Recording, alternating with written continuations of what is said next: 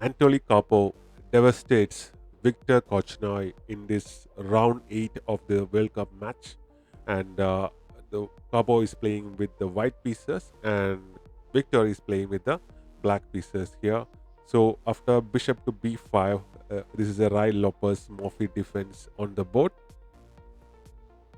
After a6, the bishop retreats to a4, and knight to f6 by Victor, and Capo castles on the king side.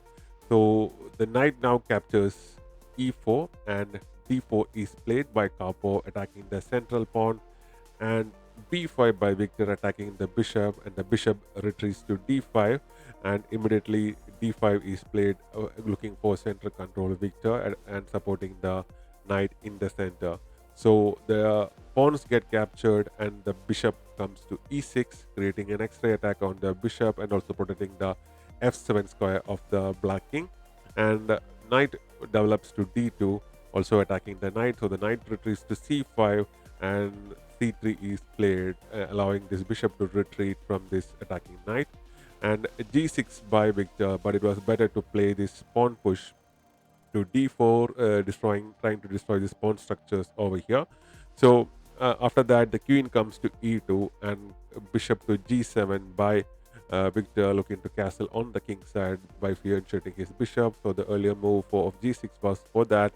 So after that, the Capo places his knight to d4, allowing the capture of this central e pawn here, which basically exposes the king before castling.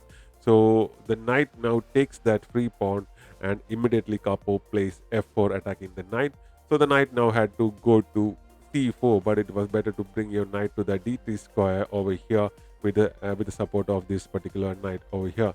So but that didn't happen, and immediately Capo plays f5. Now this bishop is pinned and it cannot move here, and you will be forced to capture with this pawn, and the knight can now capture this pawn back. So after the g pawn captures the pawn, the knight captures the f5 pawn, and this bishop is still pinned. And because of this bad pawn structure, Victor cannot castle anymore. So he brings his rook to g8, trying to make an opportunity out of this open a G file, which threatens this king pawn. So Capo immediately focuses the attacks on the bishop and plays.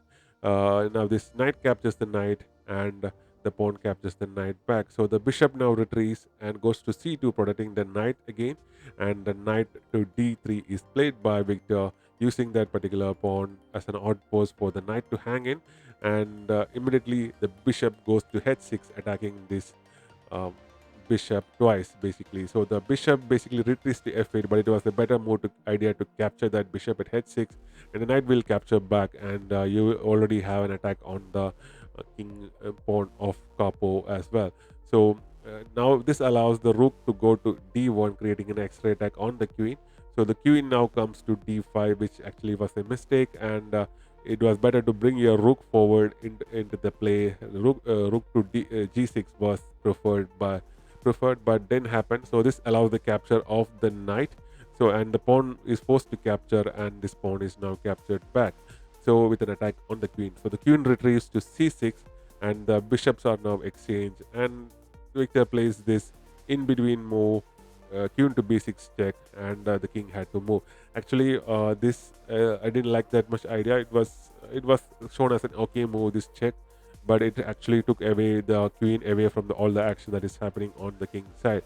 So now the queen goes to f3, and rook comes to e8, which was a mistake, but it was preferred to bring your rook over here into this particular b8 square, but didn't happen. And knight is now goes to h6 over here, attacking this pawn, and which the rook now comes to g7, protecting the pawn, and the rook to d7 is now played. Now if you go ahead and capture this pawn, the knight will capture this pawn, and your king will be in trouble. So the rook now goes to b8 now, but it was better to bring your rook over here, and now the knight captures the pawn over here, and this uh, bishop goes and captures this rook over here, and this results in a check like this, and immediately Victor resigns the game, because whatever you do, if you move your king from this check, you will be checkmate. If you move here, the queen will go here, and it will be a checkmate. So if you move your king to e7, still it'll be checkmate like this. So basically, if you move your king, it will be checkmate. The only good combination that you can do from this game is to cover the check with your bishop, and bishop to f5, and you lose the bishop, and the king can now move, because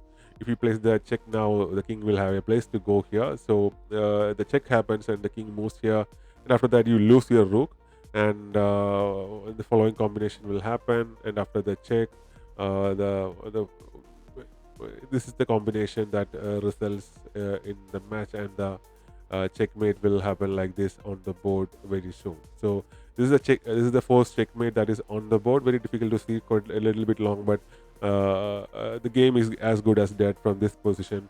And Karpov have an incredible attack going on, and it's you cannot escape this attack basically, and there is nothing else to be done in this particular position. So this was the round 8 of the World Championship match, and Karpov won the match, and all other matches, that is the previous 7 matches, ended in a draw.